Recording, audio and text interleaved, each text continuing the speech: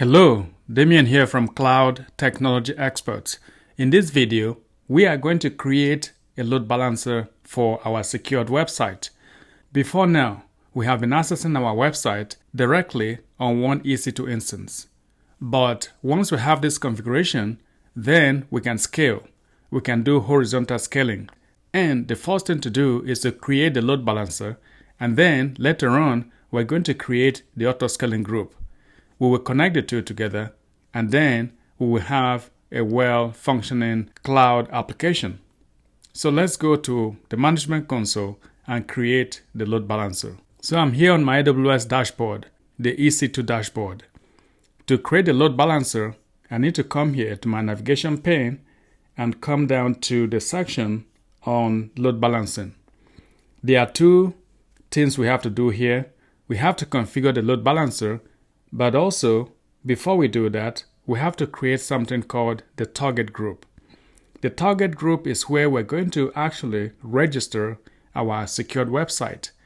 And then the load balancer, we need the target group to forward the traffic to all the instances in the target group. So we have to create a target group before we get started. But even if we don't do that, if we start creating the load balancer, at some point, it's going to prompt us to create the target group. So let's go ahead and create a target group before we create the load balancer. So to create a target group, you click on that and then click on create target group. We're going to leave it at instances. And then we're going to come down here. We're going to leave it at HTTP. For the VPC, we're going to select our VPC. We're going to leave that as default. And all these ones, pretty much, we're going to leave it as default. We say next. Or let's give it a name. So let's call it target group secure website. And let's say next. Now it's asking us to register our EC2 instances. We have this one running, so we click on it and we say include as pending below. Then we say create target group. That is done. So now we need to go and associate this with a load balancer. We have the option to click here and say associate with a new load balancer. And then we can start creating the load balancer. We can say application load balancer secure, our secure website. So we come here, it's going to be internet facing, it's going to be IPv4, and then we're going to select our VPC.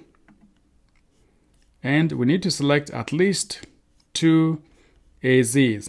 And we already have them here, so let's select them. For the security group, let's use the same security group that we created earlier. And for the listener, we're going to use port 80.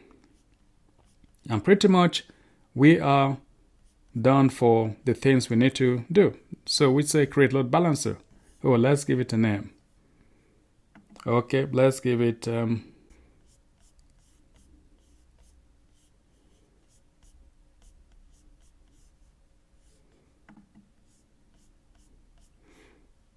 Now we create the load balancer.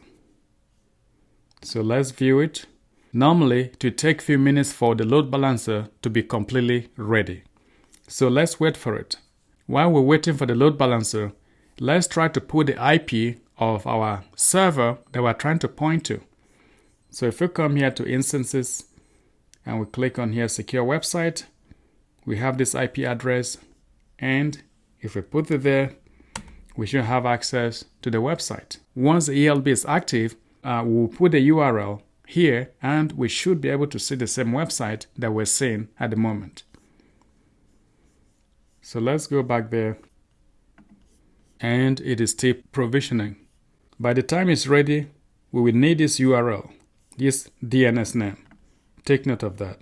So let's copy that, come here and paste it here.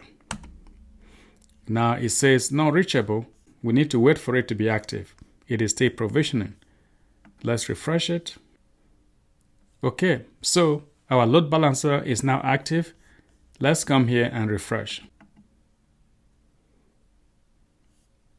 Okay, so now we have access to our website through the load balancer endpoint that we just had. So you can see how this works. At the moment, we have just one EC2 instance in the target group. So all the traffic is being forwarded to this. As it is at the moment, if we want, we can create another EC2 instance and add it to the target group, and then the load balancer will start forwarding traffic to the two EC2 instances. Later on, when we add the autoscaler will be the one dynamically adding EC2 instances to this target group. The idea here is, if the load balancer finds 100 EC2 instances in the target group, it will forward traffic to the 100 EC2 instances.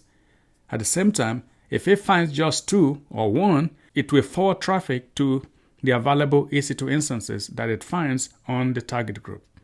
So that will be the next configuration, where we're going to create the autoscaler to help us dynamically add EC2 instances to the target group. For now, if you want to follow through the project, again, you can come here to the website, cloudtechnologyexperts.com. Come here to resources, technical blog. Click on the blog. And you will find all the documentation right here. At the moment, based on our plan, we are in phase 2 of the project, and we're currently here.